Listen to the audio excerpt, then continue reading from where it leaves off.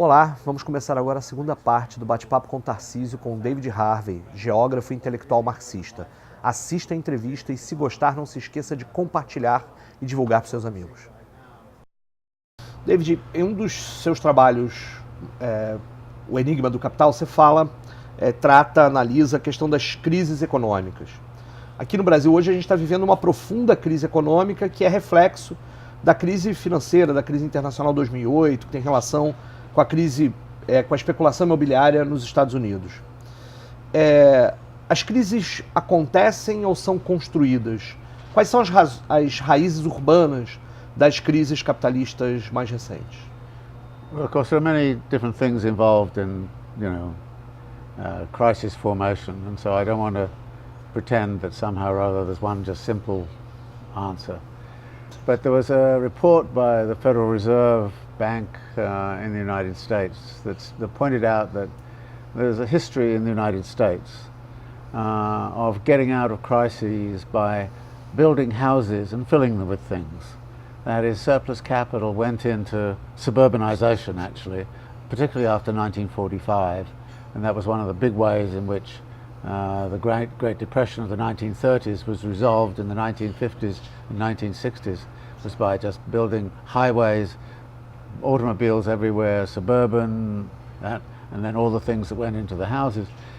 But at the same time, if you build too many houses and try and fill them with too many things, then actually you get into crises by building houses and trying to fill them with things. And so what we saw in 2000 was there was a crisis in the stock market in the United States, and money didn't know where to go, so it all went into building houses and filling them with things. And then in 2008, you couldn't do it anymore, and so there's this explosion in which suddenly there's this big, huge financial crisis. Now, in some ways, what was interesting was to look at the effects of that crisis, which was mainly located in southwest United States and some southern states like Florida and so on, and how it spread all around the world. And it spread unevenly. For instance, here in Brazil, you didn't have too hard a hit from the 2007-2008 crisis. It was a relatively mild event, and the same would be true of much of Latin America. And one of the reasons for that was that you were transferring your connectivity from the United States to China. And the Chinese were doing, guess what? Building houses and filling them with things in China. Okay, so since 2007 and 2008, they've been doing a huge amount. And it has been a huge thing. There's a statistic I came across which is absolutely mind-blowing.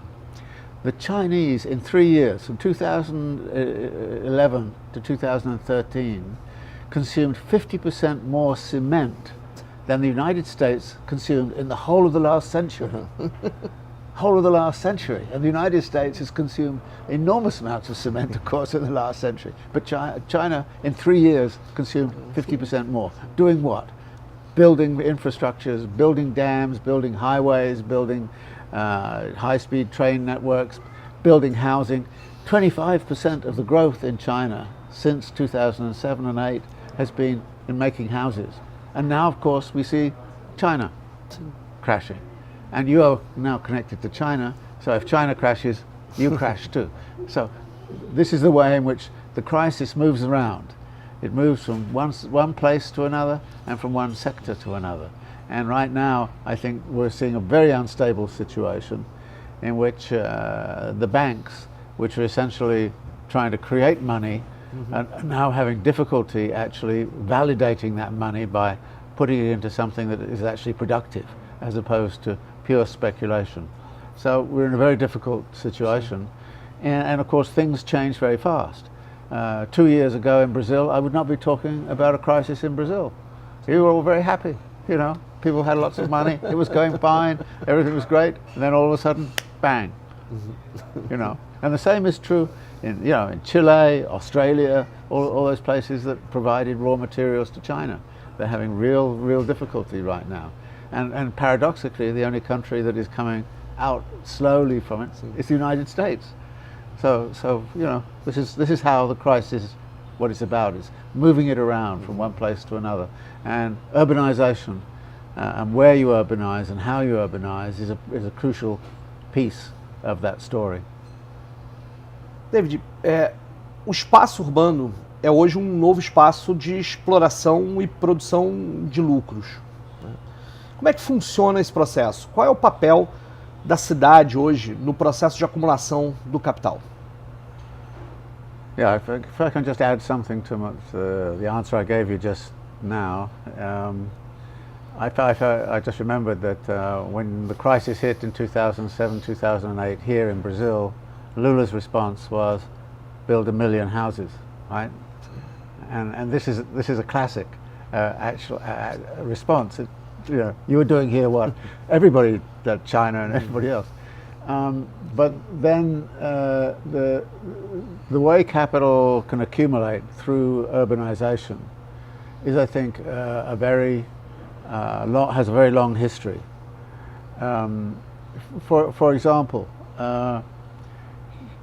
capital needs to constantly expand demand in order to absorb its production. Now, the only way it can expand demand is for populations to have new needs. So capital has to create new needs. Mm-hmm.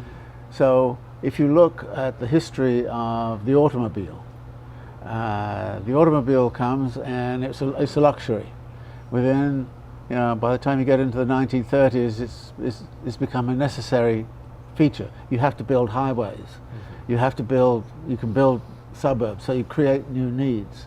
And as you create new needs, urban life puts certain demands on us, so that I cannot live in an American city without a car. I have to buy a car. So the demand for cars is not just my simple desire for a car, it's the fact that it has become a need.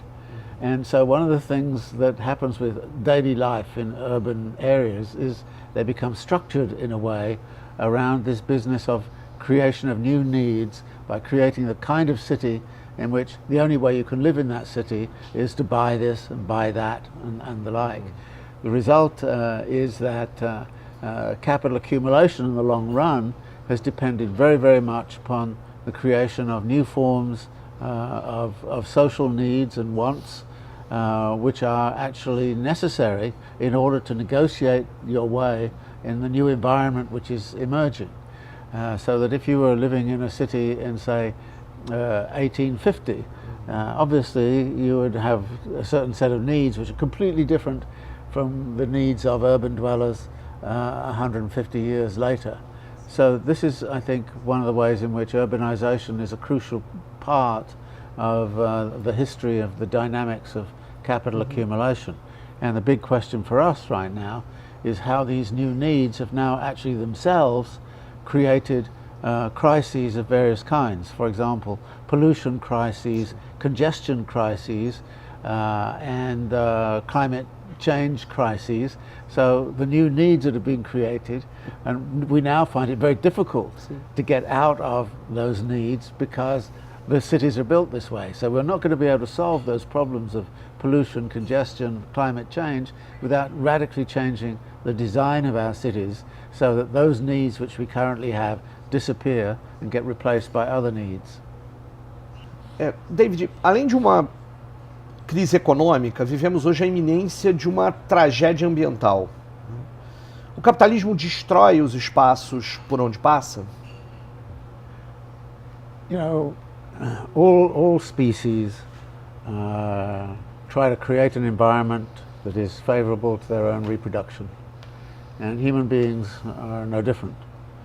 It's just that human beings are creating an environment not simply about biological reproduction. They're also creating an environment which is about social and political and economic reproduction, which means that capitalism is about the reproduction of capitalism. Now, I don't agree with the idea that capitalism is totally destructive from the standpoint of transforming environments which are better for us to live in. I think it is the case that for most people in the world, life expectancy now is longer than it has ever been, and that in some instances environments have been very much improved in relationship to human life. For example, the rivers of the United States are much cleaner now than they were 30 or 40 years ago. The same will be true in Britain.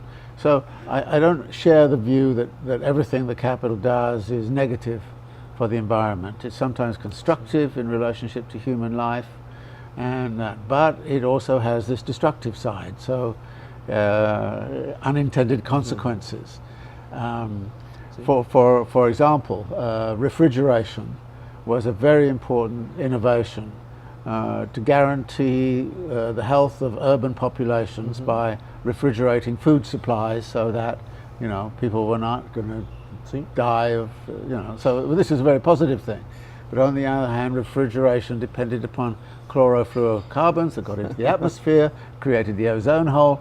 So now we have to deal with, well, how do we deal with the ozone hole?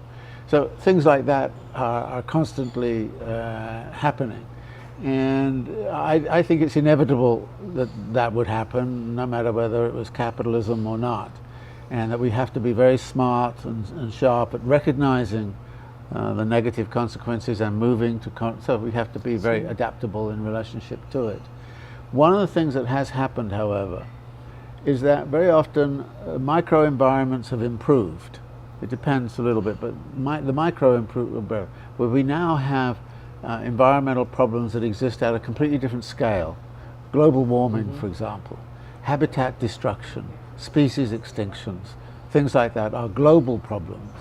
And we didn't recognize them, say, 100 years ago, but we now recognize them. And those are the ones which I think we have to think about in relationship to how capital can be reconstructed, confined, or prevented from continuing that kind of destruction. But I don't, like I say, I don't entirely agree with the catastrophic, apocalyptic story that says everything that capital does is destructive of the environment. It's come up with some wonderful innovations which I think are extremely helpful.